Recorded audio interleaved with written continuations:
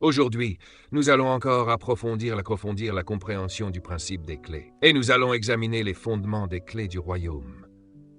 Alors, prenez des notes, et je vous encourage à écrire rapidement, car ce matin nous irons vite, et vous devrez écouter très vite. Nous allons parler des clés du royaume, les principes du royaume concernant les clés, partie 3. Vous devriez déjà avoir les parties 1 et 2, et il y aura des enregistrements disponibles pour ces sessions. Mais ceci est la partie 3, centrée sur le principe des clés. Tout le monde dit le principe des clés. Le principe des clés. Le mot principe signifie loi. Il signifie littéralement première loi. Le mot principe veut dire première loi. Écrivez-le. Donc nous parlons de la première loi des clés. Nous allons essayer de comprendre le concept des clés à partir des lois que Jésus a enseignées dans son royaume. Commençons par un bref rappel. Le plan original de Dieu est très simple, que l'homme domine et gouverne la terre en son nom. Le second plan de Dieu était que l'homme règne sur la terre pour lui. Mais la chute de l'homme fut une chute loin de sa position de domination. Et le troisième principe important à se souvenir est que Dieu a envoyé Jésus pour restaurer l'homme à l'endroit d'où il était tombé. Et il est important de noter que l'homme n'est pas tombé du ciel. De quoi est-il tombé ? Il est tombé de la royauté, de la domination sur la terre. Il n'est pas seulement tombé de l'autorité, mais de l'autorité sur la terre. L'homme n'est pas tombé du ciel. Donc si Jésus est venu restaurer l'homme à l'endroit d'où il est tombé, alors Jésus est venu restaurer l'homme à quoi ? Logiquement, au règne sur la terre. Ainsi, le but de Dieu est de nous ramener au contrôle de la terre. Le quatrième principe à se souvenir est que la mission de Jésus était très claire. Réintroduire la royauté, le royaume du ciel sur la terre, réinstaurer le gouvernement de Dieu et remettre l'homme en charge de la terre. Et ce dernier principe est fondamental. Le but de Dieu n'a jamais été une religion, mais la royauté au travers d'une relation. Dieu n'a jamais voulu une religion, et il ne la veut toujours pas. Nous avons transformé l'œuvre de Jésus en religion, appelée christianisme, et dans bien des aspects, elle est très éloignée de ce que Dieu avait prévu. Aujourd'hui, nous nous débattons pour maintenir une religion en vie, et je crois que c'est notre plus grand défi. Notez ceci.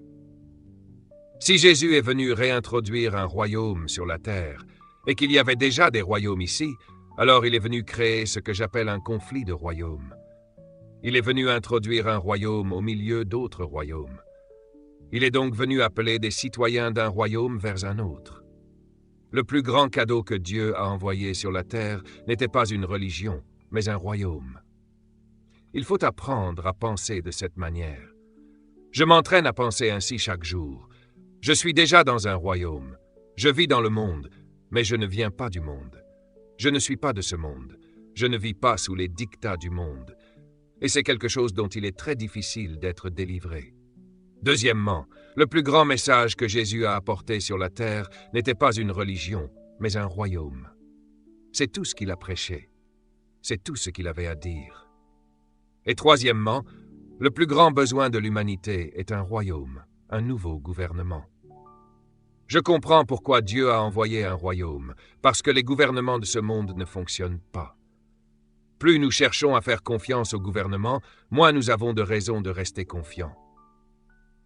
Les gouvernements ne peuvent pas contrôler l'économie. Ils en donnent l'impression, mais ils ne le peuvent pas. Dans bien des domaines, nos gouvernements ne peuvent pas nous protéger. Si vous parlez de sécurité, il vaut mieux dépendre aussi des anges. Quand je monte dans un avion, ce qui arrive très souvent, je ne peux pas dépendre uniquement des agents de sécurité. Alors je dois dépendre d'un gouvernement supérieur. Même en marchant dans la rue ou en conduisant, vous ne pouvez pas vous attendre à ce que l'autre conducteur soit sain d'esprit. Vous pouvez conduire correctement et être tué quand même. Vous avez donc besoin d'une protection qui vient d'un autre monde. Nous avons besoin d'un gouvernement nouveau. Et troisièmement, le royaume le plus stable sur la terre est le royaume de Dieu. C'est pourquoi j'en fais partie. Je suis membre d'un gouvernement tellement sûr que je n'ai pas à paniquer quand les crises arrivent. Le royaume est l'influence spirituelle pratique de Dieu dans notre vie quotidienne contemporaine. Pas demain, mais aujourd'hui. Le royaume de Dieu est en effet lorsque l'être humain vit sous les lois d'un gouvernement invisible. Le royaume n'est pas en train d'arriver. Il est déjà là. Tant que vous repoussez quelque chose dans l'avenir, vous ne pouvez jamais en vivre maintenant. Si votre concept du royaume est qu'il arrivera un jour, alors je vous pose une question. Dans quoi vivez-vous maintenant? Le royaume de Dieu n'a pas besoin d'attendre que Satan soit écarté pour fonctionner. Car si c'était le cas, cela voudrait dire que le royaume de Dieu n'est pas aussi puissant que le royaume de Satan. Cela voudrait dire que le royaume des ténèbres serait plus efficace que le royaume de la lumière. Si Dieu avait peur d'établir son opération avant que Satan soit retiré de la terre, alors cela ferait de Dieu quelqu'un de moins puissant que Satan.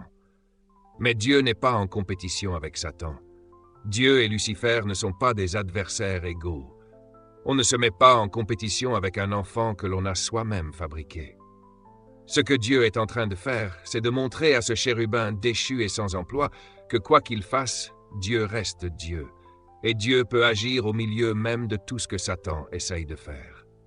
C'est pourquoi Dieu n'a pas retiré les jeunes Hébreux de la fournaise, il les a laissés entrer et ce feu n'a pas pu les brûler.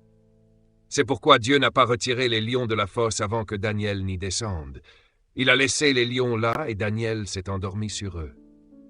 Le royaume de Dieu n'a peur d'aucun autre gouvernement. Il fonctionne en face d'eux. Jésus a dit à ses disciples, « Ne soyez pas effrayés, ne soyez pas dans la confusion, ne soyez surpris de rien. » Il a dit, « J'ai vaincu le monde. » Et il l'a fait devant le monde. Et il dit, « Parce que j'ai vaincu le monde, vous aussi, vous vaincrez le monde. » Les gens venaient me voir autrefois, moi maintenant, car je n'écoute plus vraiment, et me disaient, « Le Seigneur m'a montré que tu auras beaucoup de problèmes, que beaucoup seront contre toi, que des difficultés viendront, comme si c'était une prophétie profonde.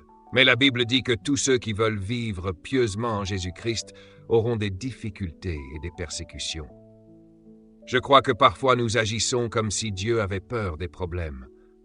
Mais Dieu permet que nous traversions des saisons de difficultés pour prouver que nous sommes plus résistants que ces difficultés. Votre foi n'a pas peur de ce que vous traversez. Elle est démontrée par ce que vous traversez.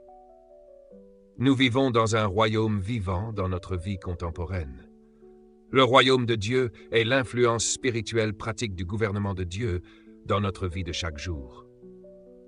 La plus grande puissance sur la terre est le royaume. Écrivez-le 20 fois si nécessaire.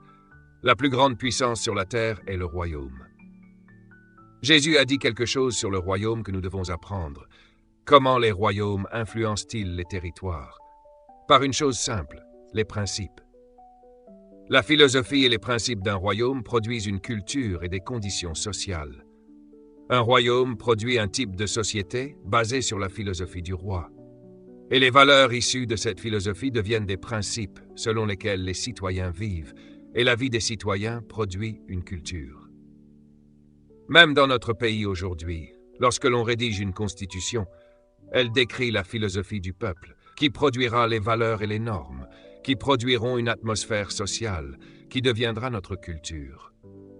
Quand vous prenez une philosophie et que vous l'écrivez dans une constitution, rappelez-vous que vous êtes sur le point de produire une culture. Sodome et Gomorrhe étaient une culture, parce que dans leur système légal existait une philosophie qui rendait l'homosexualité normale. Même lorsqu'un ange est venu visiter la ville, la culture l'a attaqué.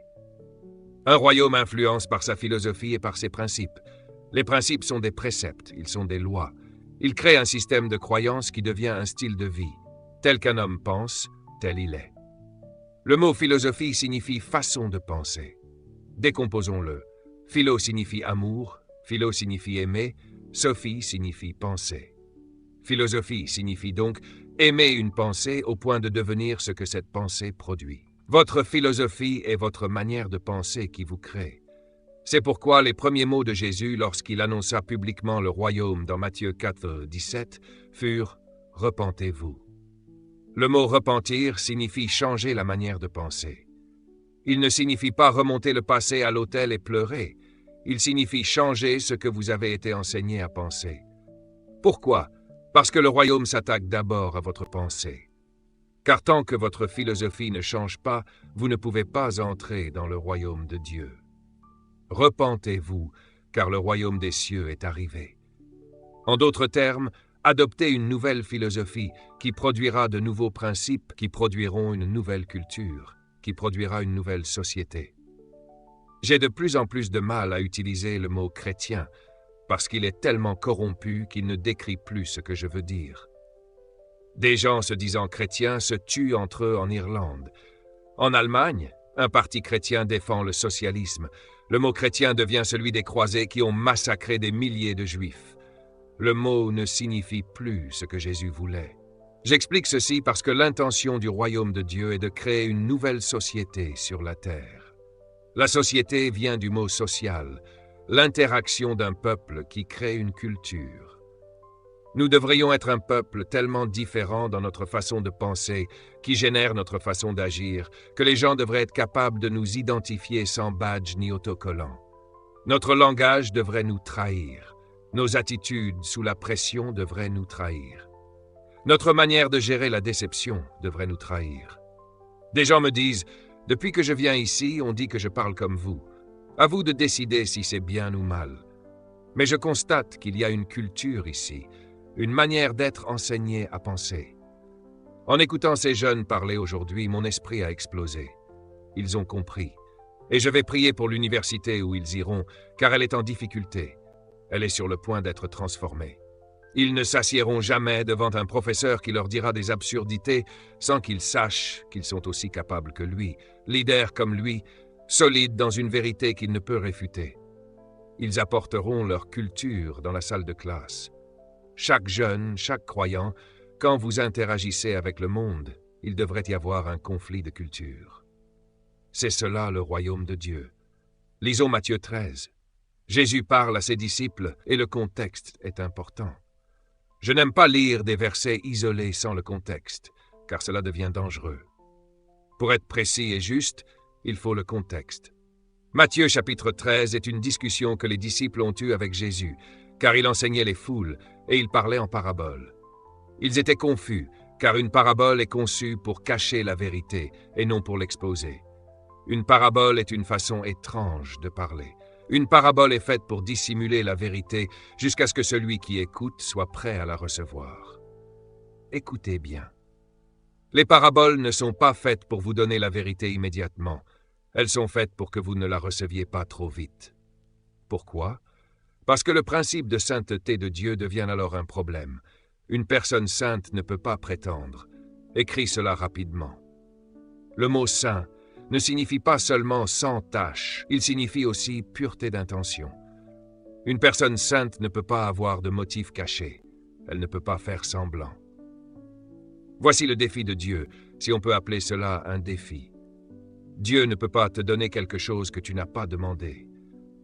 Pourquoi? Parce que s'il te donnait une chose que tu n'as pas demandé, il ferait semblant que tu l'as demandé. Ce serait comme s'il ignorait ton intention, et il ne dirait pas la vérité. C'est très important. C'est pourquoi tu dois demander à Dieu les choses. Non pas parce qu'il ne peut pas te les donner, mais parce qu'il a besoin que tu relâches son attribut de sainteté pour qu'il te les accorde. C'est intéressant. Dieu peut te donner plus que ce que tu demandes, mais il ne peut te donner que ce que tu demandes. Dieu est partout. Oui, il est omniprésent. Mais alors pourquoi tant de personnes ne le trouvent-elles pas? Des millions de personnes dans le monde, des milliers aux Bahamas, cherchent Dieu. Elles essayent tout. Les nuages, les esprits, la sorcellerie, la drogue, les religions, tout cela pour essayer de trouver Dieu. Pourtant, elles ne le trouvent pas, alors que la Bible dit qu'il est partout. Puis Dieu fait une déclaration incroyable. Il dit « Tu me chercheras et tu me trouveras si tu me cherches de tout ton cœur. » En d'autres termes, Dieu ne peut répondre qu'à ce qui est initié. La Bible dit dans l'épître de Jacques « Vous ne possédez pas parce que vous ne demandez pas. » Jésus dit « Tout ce que vous demanderez en mon nom, le Père vous le donnera. » Mais il faut demander. Beaucoup disent « Dieu sait ce dont j'ai besoin. » Oui, il le sait, mais il veut s'assurer que toi aussi tu sais qu'il le sait. Voilà encore la sainteté. Jésus parlait donc en parabole pour ne pas violer sa sainteté. Une parabole permet à Dieu de te donner la vérité sans que tu aies forcément demandé la révélation. Mais tu ne peux pas la comprendre tant que tu n'es pas prêt à la recevoir. Je vais essayer de l'expliquer autrement. Une parabole est Dieu cachant la vérité pour ne pas violer son attribut de sainteté. Il te la donne en histoire, et quand tu seras prêt à recevoir la révélation, l'histoire sera là pour t'aider à la comprendre. Écris ceci: rien n'est à toi tant que tu ne l'as pas compris. Peu importe ce que je sais, ce n'est pas à toi tant que tu ne le comprends pas. Je peux t'enseigner des choses extraordinaires, mais elles ne deviennent les tiennes qu'au moment où tu les comprends. Dieu ne te montrera jamais ce que tu ne veux pas voir. Continue d'écrire. Dieu ne te dira jamais ce que tu ne veux pas savoir. Dieu ne te conduira jamais là où tu ne veux pas aller. Voici une vérité profonde concernant sa sainteté. Dieu ne pouvait pas simplement sortir Israël d'Égypte et les amener dans Canaan. Il a dû d'abord les convaincre de vouloir y aller. Il a envoyé Moïse leur parler d'une terre promise où coule le lait et le miel. Il lui a fallu des années pour les convaincre, pas un seul jour. Il a fallu des miracles pour qu'ils veuillent partir. Et quand ils ont enfin voulu y aller, Dieu a dit: maintenant je peux vous y conduire. Les disciples ne comprenaient pas cela. Alors ils posèrent la question. Verset 10. Les disciples demandèrent à Jésus: pourquoi parles-tu au peuple en parabole? Il voulait dire: à chaque fois que tu enseignes, tu donnes des histoires au lieu de leur montrer clairement la vérité. Pourquoi ne pas simplement leur dire? Jésus répondit: car la connaissance des secrets du royaume des cieux vous a été donnée à vous, mais pas à eux. Amen. Répète-le. Jésus expliquait ceci. Vous avez laissé vos familles. Pierre, tu as quitté ta femme. Jacques et Jean, vous avez laissé votre entreprise. Vous avez abandonné vos ambitions pour être avec moi et apprendre. Vous voulez connaître la vérité, donc je vous l'ai dit, mais eux n'ont pas encore décidé qu'ils veulent connaître la vérité. Si tu veux savoir, Dieu doit te répondre. Si tu ne crois pas au parler en langue, tu ne parleras jamais en langue. Si tu ne crois pas que Dieu peut faire quelque chose, il ne le fera jamais pour toi. Il faut toujours arriver à un niveau où tu crois d'abord. J'espère que ta foi s'élève aujourd'hui pour croire à des choses que tu ne pensais pas possibles dans le naturel. J'entends des témoignages arriver. Certains d'entre vous vont commencer à voir des miracles financiers dès aujourd'hui. Il y a des choses que tu as essayé de régler depuis 8 mois ou 1 an. Tu vas recevoir une révélation aujourd'hui et Dieu va intervenir. Ce qui prenait 8 mois, Dieu peut le régler en 8 jours. Remarquez comment Jésus appelle ces vérités des secrets. Un secret n'est secret que pour celui qui ne le connaît pas. Les disciples de Jésus ne sont pas censés vivre comme si les clés étaient des secrets pour eux. Elles sont secrètes seulement pour ceux de l'extérieur du royaume. Dieu veut que tu les connaisses. Il continue. Celui qui en recevra davantage. Si tu veux savoir, je te dirai. Et si tu veux encore plus, je te donnerai davantage. Mais si tu ne veux plus apprendre, Dieu ferme le flux. Voilà pourquoi il ne faut jamais croire qu'on connaît déjà. Dès que tu penses tout savoir, tu viens de fermer la porte à la connaissance. Je veux que tu dises « Je suis affamé ». Dis-le encore. Si tu as faim, Dieu te nourrira. Si tu penses ne pas avoir besoin de Dieu, Dieu te laissera. Et pire encore, ce que tu as, tu peux commencer à le perdre. Voilà pourquoi certaines églises fonctionnent dans un cycle figé. Tout est prévu dans des livres. Chaque année, on sait ce qu'on va faire, ce qu'on va étudier. Rien ne change. Dieu ne peut pas aller au-delà de ce qu'ils ont imposé. Il reste au même niveau spirituel, année après année.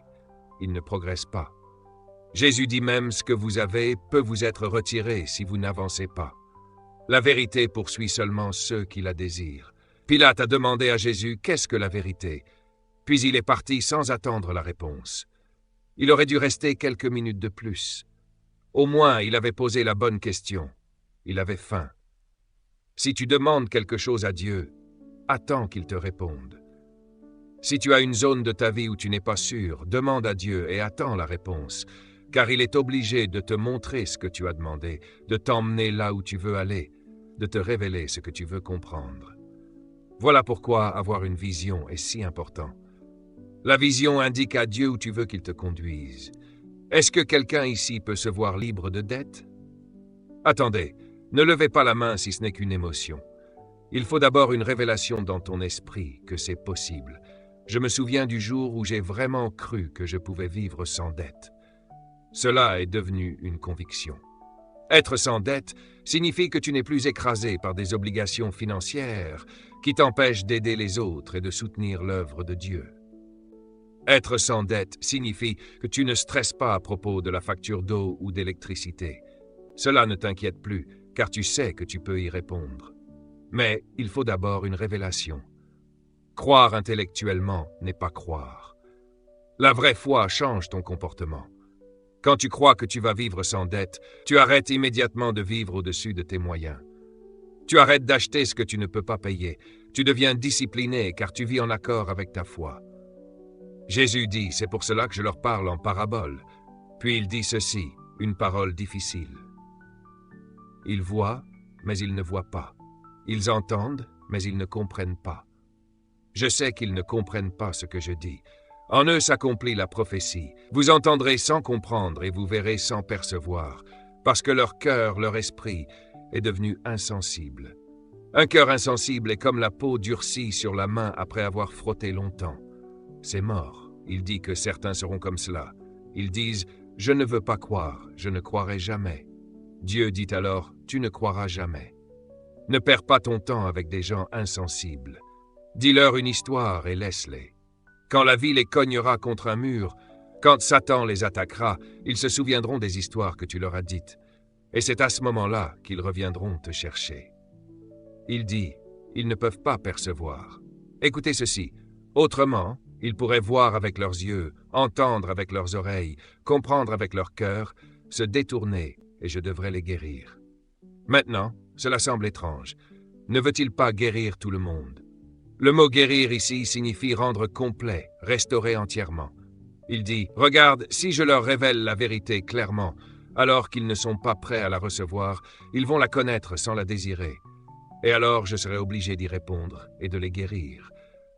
Mais en faisant cela, je violerai ma sainteté. Waouh!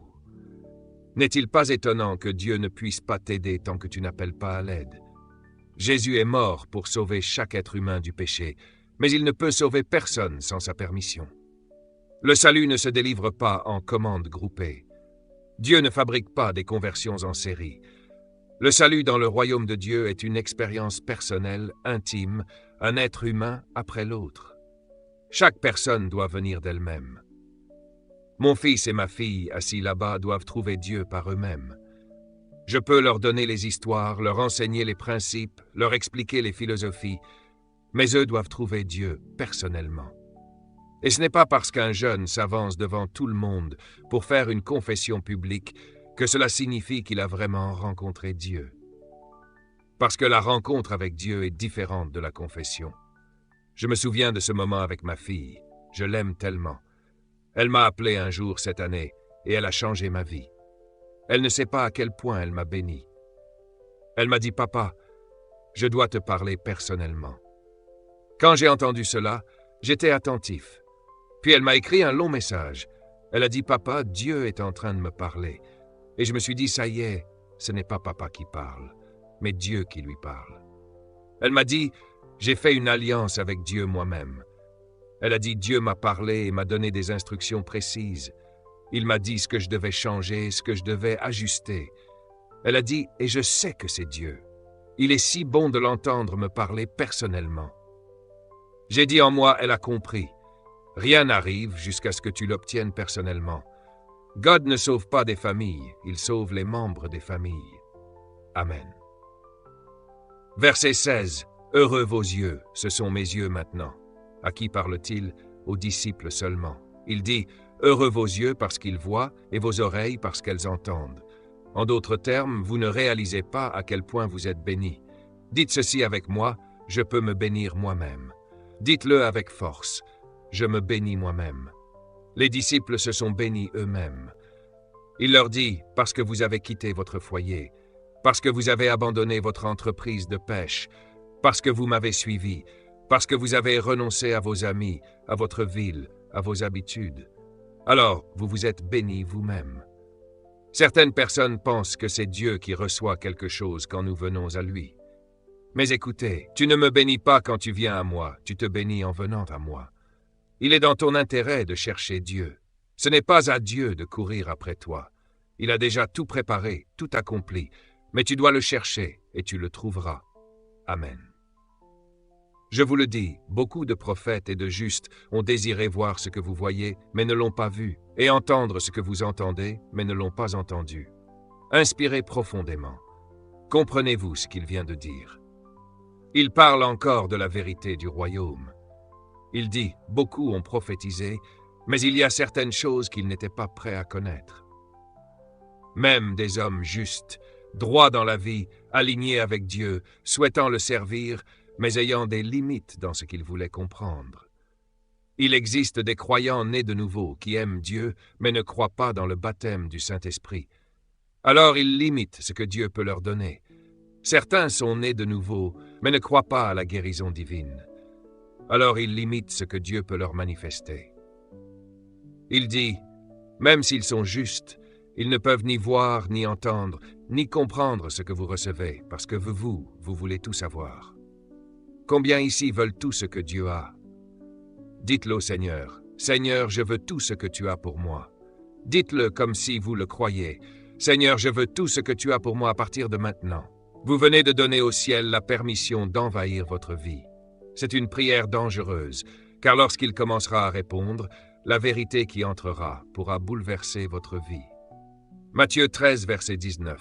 Jésus dit, « Écoutez ce que signifie la parabole. Quand quelqu'un entend le message du royaume et ne le comprend pas, le malin vient immédiatement et arrache ce qui avait été semé dans son cœur. Ceci est la semence tombée le long du chemin. » Arrêtons-nous ici. Cette parabole concerne quoi? Le royaume. Le message du royaume. Le semeur sème la semence. Et Jésus définit ce qu'est la semence. Le verset 10, c'est le message du royaume. Le Saint-Esprit veut que ça soit très clair. Si nous prêchons autre chose, ce n'est pas la semence.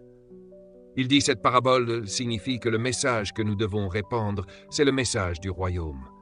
Et le malin vient immédiatement pour le voler. Le diable n'a peur que d'un seul message, le royaume.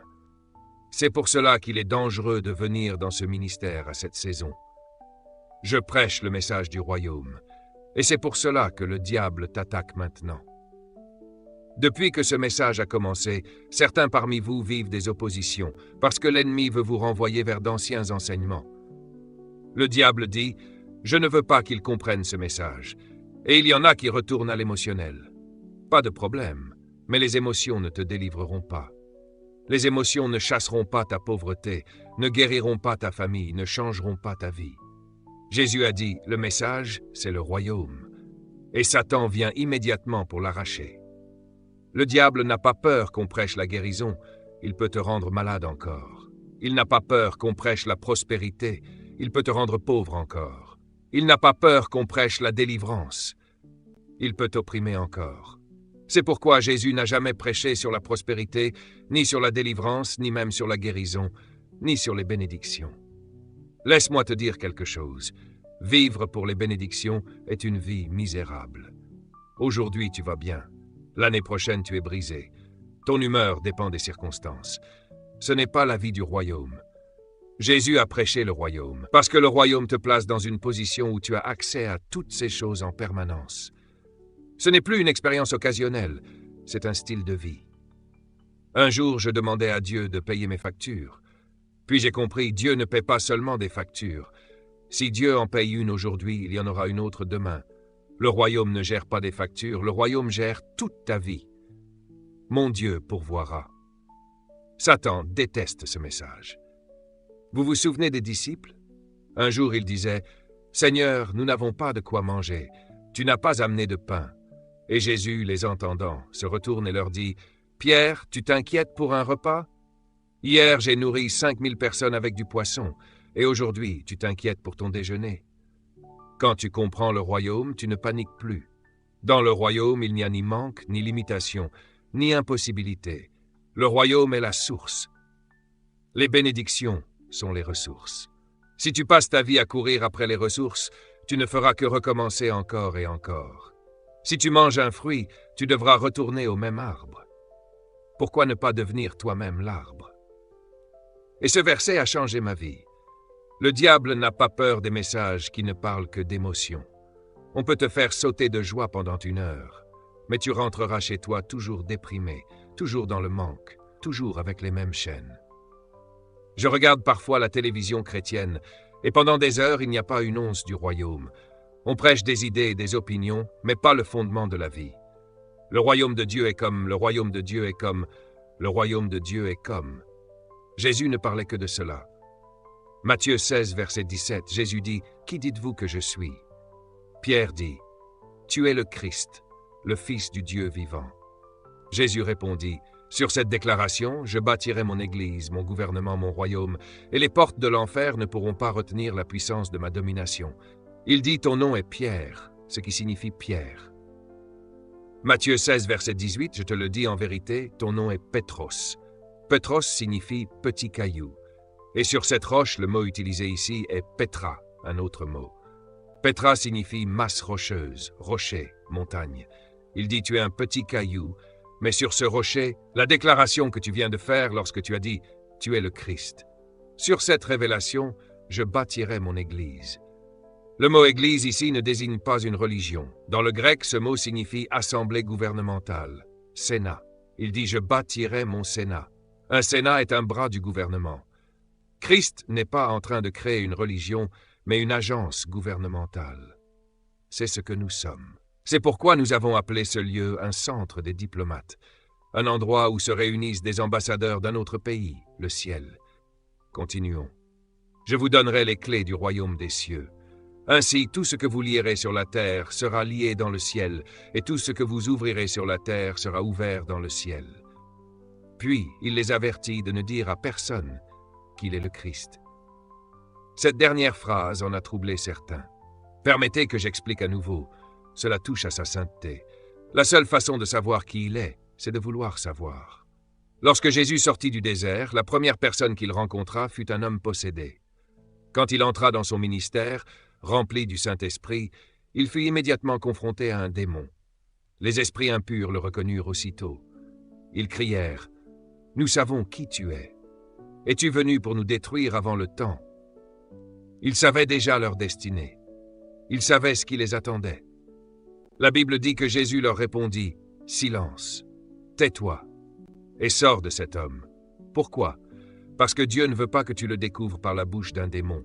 Il veut que tu le rencontres parce que toi-même tu désires le connaître. C'est pourquoi souvent, même lorsque les médias parlent de Dieu, ce n'est pas la voie par laquelle il veut te révéler qui il est. Maintenant, laissez-moi vous dire comment prier pour un membre de votre famille non converti. Si vous essayez de convertir quelqu'un par la force, c'est de la sorcellerie. La sorcellerie, c'est toute tentative de contrôler l'esprit d'un autre être humain. Alors, lorsque vous priez pour quelqu'un afin qu'il naisse de nouveau, votre prière doit être très spécifique afin de ne pas tomber dans la manipulation. Voici comment prier. Paul dit, « Je prie que les yeux de leur intelligence soient ouverts. Voilà comment prier pour un non-croyant, que leurs yeux s'ouvrent et voient ce que je vois. Parce que si tu vois ce que je vois, tu ne pourras plus rester dans les ténèbres. Tu vas vouloir naître de nouveau. » Jésus a dit, « Ils ont des yeux mais ne voient pas. » Alors priez, « Père, ouvre les yeux de leur compréhension. » Ne priez pas, « Seigneur, attrape-les de force, envahis-les, oblige-les. » Non. Priez chaque jour, « Seigneur, ouvre les yeux de mon fils, ouvre les yeux de ma fille, ouvre les yeux de mon mari, de ma sœur, afin qu'ils voient la richesse glorieuse de Christ, et le Saint-Esprit ira vers eux. Il commencera à toucher leur intelligence. Et lorsque leurs yeux s'ouvriront et qu'ils verront la gloire de Christ, ils ne pourront pas le nier. Ils viendront à Jésus. Amen. Il dit, « Je te donnerai les clés du royaume. Ce que tu lieras sur la terre sera lié dans le ciel. Ce que tu ouvriras sur la terre sera ouvert dans le ciel. » Il leur donne quoi? Des clés. Alors, quelles sont ces clés? Matthieu 16, verset 19. « Je vous donnerai les clés du royaume. » Ce sont les clés du royaume, pas d'autre chose.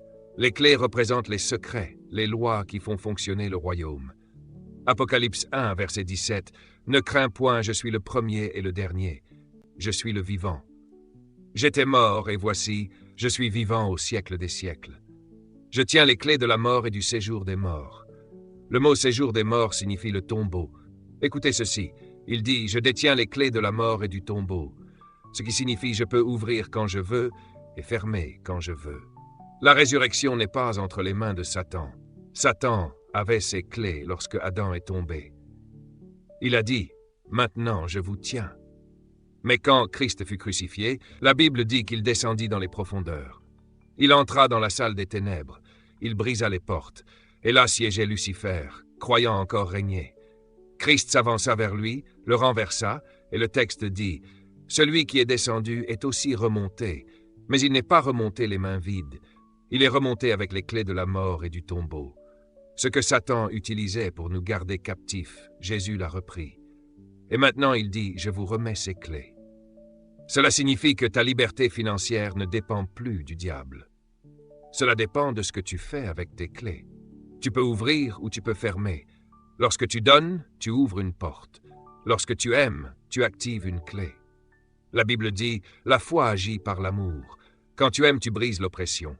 Il dit, je détiens les clés de la mort et du séjour des morts. C'est pourquoi je n'ai pas peur de la mort. Je me souviens du frère Richard Remy. Lors des funérailles de son épouse, il prit son saxophone et joua au-dessus de son corps une mélodie puissante, ointe, victorieuse. J'ai dit, voilà une église qui ne craint pas la tombe, parce que nous avons celui qui détient les clés, et il ouvrira le tombeau, et ceux qui dorment ressusciteront. Vous qui avez perdu un proche, comprenez aujourd'hui, vous êtes du côté des clés. Vous le reverrez en Jésus, sans maladie, sans faiblesse, sans oppression, libre pour toujours. Parfois, Dieu te laisse aller jusqu'à ton dernier centime, juste pour vérifier si tu crois toujours au royaume. Il dit, j'ai les clés de la mort et du tombeau. Matthieu 13, verset 52. Il dit, tout maître de la loi qui a été instruit concernant le royaume devient comme un propriétaire de maison. L'avez-vous bien lu? Quand tu es instruit par le message du royaume, tu deviens propriétaire. Quelqu'un aime être propriétaire ici? Quand tu reçois la révélation du royaume, soudain tu marches sur terre comme si tu possédais tout, même si ton compte n'a pas l'air de le montrer, parce que tu sais quelque chose que le monde ne sait pas. Matthieu dit, il va dans son trésor, et il en sort des choses anciennes et nouvelles. Je demandais au Saint-Esprit, que signifie cela? Il m'a dit, dans ton dépôt céleste, il y a des choses qui étaient à toi depuis longtemps, mais tu ne savais pas qu'elles t'appartenaient. Il y a des bénédictions que tu pensais réserver aux autres, des choses que tu croyais impossibles pour toi. Et soudain, elles se mettent à te rattraper. Elles étaient là depuis des années, mais maintenant, le royaume t'a donné accès. Et il y a aussi de nouvelles choses, des choses dont tu auras besoin dans les prochains mois, dans les prochaines années, déjà préparées dans ton dépôt. Ta provision pour 2025. Ta guérison, tes ressources, tes réponses existent déjà dans le royaume. Alors prends les clés. Fais le geste d'ouvrir. Déverrouille ce qui est à toi. Le royaume de Dieu est sur nous. Le royaume de Dieu est en nous. Si tu veux crier, crie. Mais ne laisse pas l'ennemi voler ce que tu viens de recevoir. Ne laisse pas les oiseaux emporter cette parole. Amen.